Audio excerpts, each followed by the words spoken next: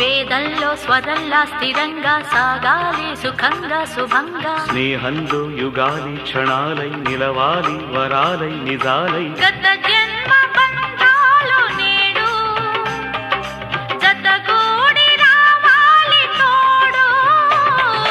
గగనాల పందిళ్ళలోనా సగభాగమవుతాను నీకు.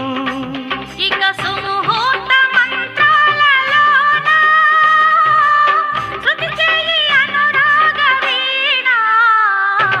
నా ప్రేమ నవ పారిజాతం పలికింది ప్రియ సుప్రభాతం. నా ప్రేమ నవ పారిజాతం పలికింది ప్రియ సుప్రభాతం.